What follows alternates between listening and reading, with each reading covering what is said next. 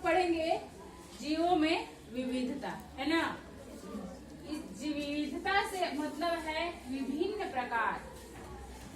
विभिन्न प्रकार मतलब जीव कितने प्रकार के होते हैं। ऐसे तो देखो प्रकृति में के पास कितने डिजाइन है, ये सोच तुम्हारे कल्पना से बाहर है। प्रकृति कितनी डिजाइन रखती है। जैसे कि मनुष्य है तो तुम मनुष्य के बारे में जानते हो, हाँ सारा मनुष्य एक जैसा होता है, लेकिन आप लोग एक मनुष्य के जैसा दूसरा मनुष्य नहीं देखिएगा। मतलब कुछ ना कुछ डिफरेंस होगा ही, है ना। इसे बोलते हैं, इंग्लिश में बोलते हैं बायोडाइवर्सिटी और हिंदी में बोलते हैं जीवों में विविधता, है ना। जैसे कि एक पेड़ का अगर 2 पत्ता को तोड़िएगा तो उस 2 पत्ता में भी थोड़ा थोड़ा कहीं न कहीं अंतर दिखाई देगा, है ना।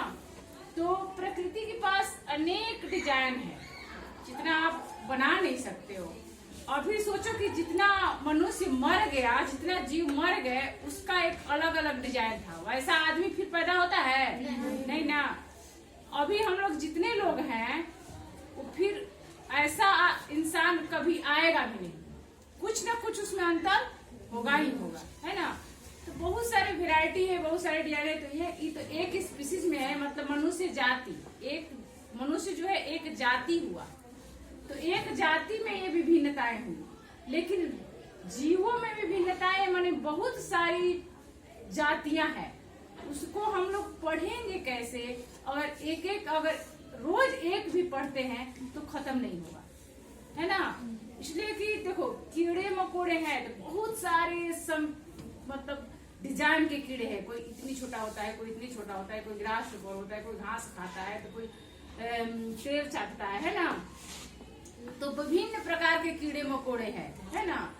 और बहुत सारे जीव है। जंगल में जाओ तो वैसे ही जीव, अनेक प्रकार के जीव तुमको मिलेंगे, जंगली जीव। पानी में जाओ तो अनेक प्रकार के जीव मिलते हैं। तो कितना पढ़ोगी, कितने बारे में आप पढ़ना जरूरी है। इसलिए कि जो पढ़ोगी तभी तो पता चलेगा कि कौन हमारे लिए उपयोगी है, कौन हमारे लिए अनुपयोगी है ना। पेड़ पौधा का ही लो, कितने प्रकार के पेड़ पौधे होते हैं ना।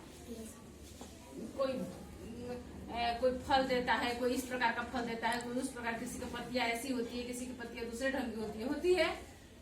तो अगर हम लोग एक एक करके सारे पढ़ेंगे तो भी खत्म नहीं होगा। तो ये इसे कहेंगे जीवों में विविधता, है ना। तो इसका अध्ययन कैसे किया जाए, एक बड़ी समस्या थी कि कैसे भाई पढ़ा जाए।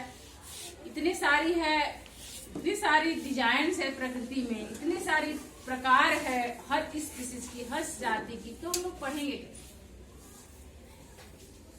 तो क्या किया वैज्ञानिकों ने। मैंने सबसे पहले कैरोलस लिनियस ने सोचा कि इसे कई वर्गों में बांटा जाए, है ना।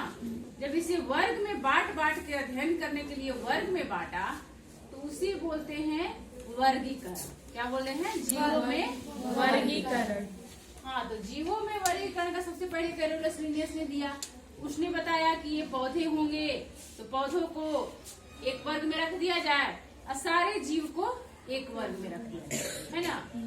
तो क्या सारे जीव को, अगर सजीव में 2 वर्गों, सजीव को 2 वर्गों में बांटा, एक पौधा एक जीव, तो क्या सारे जीव एक जैसे हैं? नहीं। क्या सारे पौधे एक जैसे हैं? नहीं ना। तो फिर व्हिटेकर ने आया। आप लोग के सिलेबस में व्हिटेकर के बारे में पढ़ना है।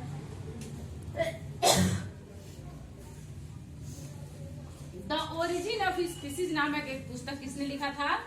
नहीं, व्हिटेकर ने नहीं लिखा था। वर्गीकरण जैव विकास सिद्धांत दिया किसने? चार्ल्स डार्विन ने। डार्विन ने कहा कि सभी जीवों को वर्गीकरण के जैव विकास वाला सिद्धांत आता है। आप लोग को जैव विकासवाद सिद्धांत किसने दिया था? जैव विकासवाद सिद्धांत डार्विन ने दिया था, है ना। डार्विन ने अपने पुस्तक लिखा है, उस पुस्तक का नाम है द ओरिजिन ऑफ स्पीसीज, है ना।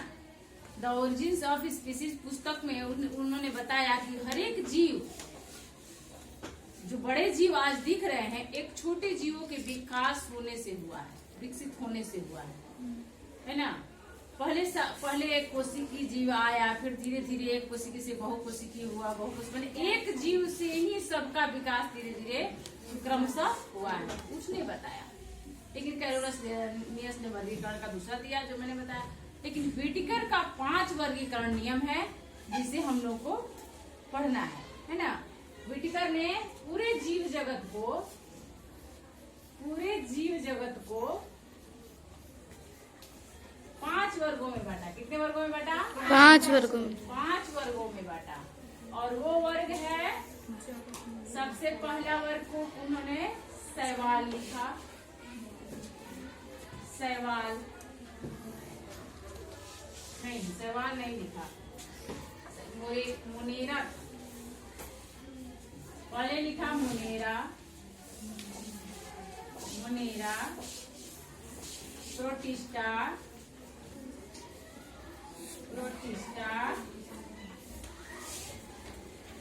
तब आता है फंजाई,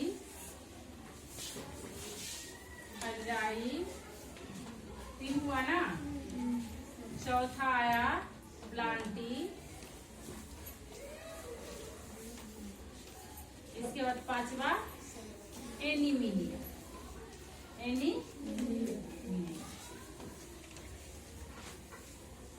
व्हिटेकर ने सभी जीव जगत को 5 वर्गों में बांटा। पहला मोनेरा, दूसरा प्रोटिस्टा, तीसरा फंजाई, चौथा प्लांटी, 5वां एनीमिनिया। आप लोगों को पहले ही सेल चैप्टर जब पढ़ा रहे थे, कोशिका चैप्टर, उसमें मैंने बता रखा है कि प्रोकैरियोटिक कोशिका किसे कहते हैं और यूकैरियोटिक कोशिका किसे कहते हैं, बताया है ना। तो देखिए, बहुत सारे जीव, इस बात को समझिए, बहुत सारे जीव जो है एक कोशिकीय से भी बना है। उसका पूरा शरीर एक कोशिका से ही काम करता है। उसमें जब एक कोशिका है तो ऊतक होगा नहीं, क्योंकि ऊतक का निर्माण कैसे होता है?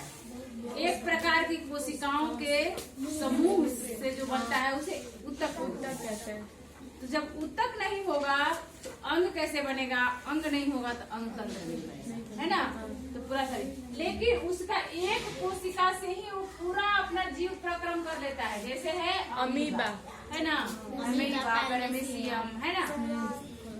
तो वो एक कोशिका से ही अपनी पूरा काम कर लेता है।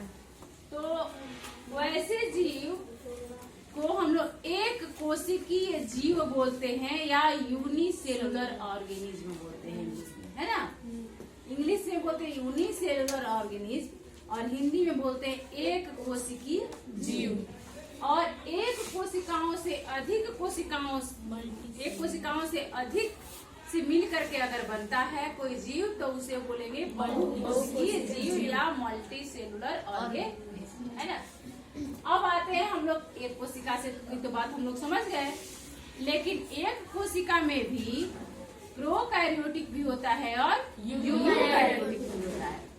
तो एक कोशिकीय जीव अगर प्रोकैरियोटिक है तो उसे मोनेरा में रख दिया गया। प्रोकैरियोटिक जीव किसे कहते हैं? जो नहीं, प्रोकैरियोटिक जीव, प्रोकैरियोटिक कोशिका उसे बोलेंगे, पहले बता चुकी हूँ मैं, उसको वीडियो में भी जाके देख लेना अच्छा से, ठीक ना।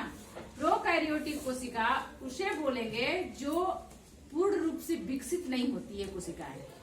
जैसे ऐसी कोशिकाएं जिसका पूर्णतः विकास नहीं हुआ रहता है, जैसे हर एक उसके अंग जो है झिल्ली से नहीं घिरे होते हैं, तो सब कोशिकांग नहीं पाए जाते हैं। जैसे कोशिका है तो कोशिका के अंदर माइटोकॉन्ड्रिया, न्यूक्लियस, सारे अंग उसके होते हैं, लाइसोसोम, एंडोप्लाज्मिक रेटिकुलम, है ना, राइबोसोम, ये सारे होते हैं, तो सारे पाए जाते हैं। अब उसमें जो है प्रोकैरियोटिक कोशिका में ये सारे नहीं पाए जाएंगे, कोई ना कोई पाए जाएंगे, कोई कोई एब्सेंट भी रहेंगे, है ना। और सारे कोशिका के अंदर जो ये सारे अंग पाए जाते हैं कोशिकांग बोलते हैं। सारे कोशिकांग कोशिका से झिल्ली से, मतलब कोशिका झिल्ली से जो है घिरे नहीं होते हैं। देखिए, यूकैरियोटिक कोशिका जो विकसित कोशिका होती है उसके अंदर की सारे कोशिकांग जो है एक पतली झिल्ली से घिरी होती है ना। लेकिन प्रोकैरियोटिक कोशिकाओं में कोशिकांग जो है झिल्ली से घिरी हुई नहीं होती है। इस तो वैसी कोशिका को प्रोकैरियोटिक कोशिका बोलते हैं। तो वैसा जीव जो एक कोशिकीय हो लेकिन वो प्रोकैरियोटिक कोशिका से बनी है ना, तो उसको मोनेरा के अंतर्गत रख दिया इन्होंने। इसमें रखा मोनेरा के अंतर्गत वैसे जीव को रखा जो एक कोशिकीय हो लेकिन प्रोकैरियोटिक जीव हो, है ना, मोनेरा। और प्रोटिस्टा में आते हैं, ये भी यूनिसेलुलर है ना, क्या है, यूनिसेलुलर। ये भी एक कोशिका का ही बना है, लेकिन किस प्रकार की कोशिका से बना होगा, यूकैरियोटिक कोशिका से बना होगा, है ना। कैसे कोशिका से बना होगा, यूकैरियोटिक।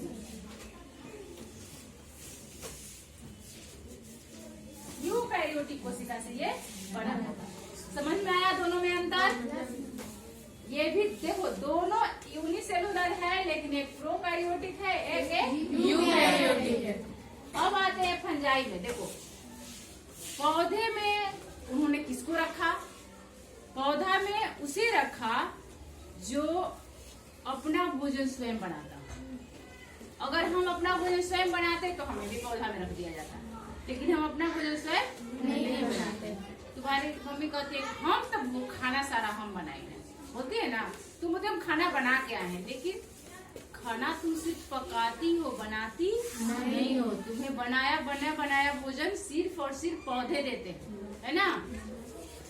चावल कौन बनाता है, पौधा। गेहूं कौन बनाता है, पौधा।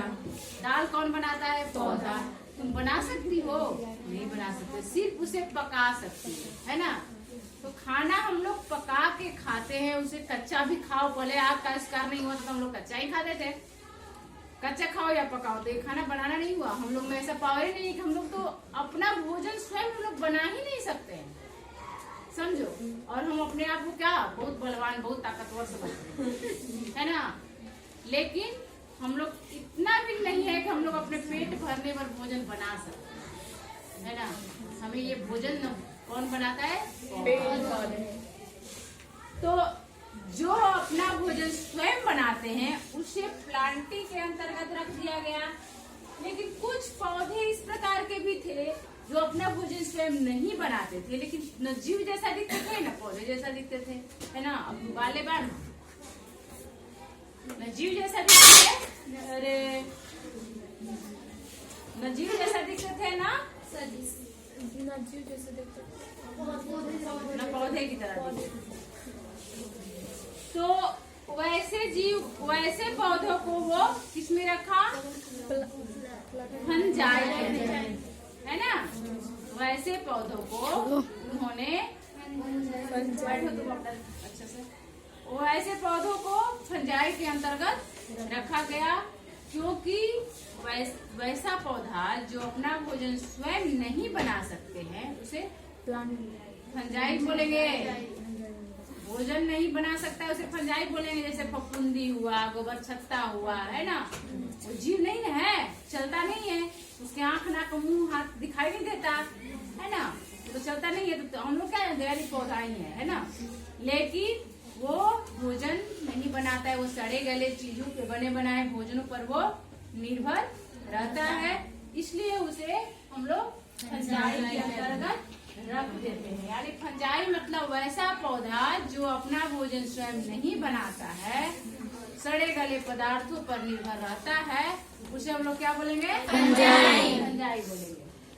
अब प्लांटी भी समझ लिया आप लोग ने कि प्लांटी किसे बोलेंगे, जो अपना भोजन स्वयं बनाता है, यानी जिसमें क्लोरोफिल पाया जाता है। क्लोरोफिल जिसमें रहेगा वही भोजन अपना बना सकता है। अगर हमारे शरीर के अंदर क्लोरोफिल होता, हमारे त्वचा में क्लोरोफिल होता, तो हम लोग ऐसे सन में जा करके, सनलाइट में जा करके धूप में खड़े हो जाते और हमारा पेट भर जाता। सोचो कितना आराम होता, न खाना बनाना पड़ता, न ये लाना पड़ता, न ये कुछ न करना पड़ता, आराम से धूप में जा करके खड़ा हो जाते, अपना पेट भर जाता, हो जाता ना। तो लेकिन ईश्वर ने ऐसा इसलिए नहीं बनाया कि अगर ये हो जाता तो कुछ होता ही नहीं, आराम से सब लोग तो खड़े ही रह जाता है ना। तो हम लोग सुबह से देखो कितना है, सुबह से खा के आए, फिर जाके खाएंगे, फिर रात में खाएंगे, फिर शाम को खाएंगे। हमको 4 बार खाना है ना, सबको 4 बार खाना होता है ना। सुबह में उठते उठते भूख लग गई, फिर यहाँ से लंच हो गई, 4 घंटे के बाद फिर खाओ, फिर 4 बजे जाओगी, कुछ खाने के लिए भूख लग गई, डालते रहो पेट में। अभी तुम्हारी मम्मी अभी तुम्हारे दाल के सांते की तरह फिर रात का फिर बेचारी प्लान कर रही है ना, फिर रात वाला फिर प्लान हो रहा है, खाने सोना भी है तो पेट भर के सो, है ना। लेकिन अब इतना ही के लिए आदमी दिन भर गति में रहता है। पेट भरने के लिए कहाँ से आएगा भाई?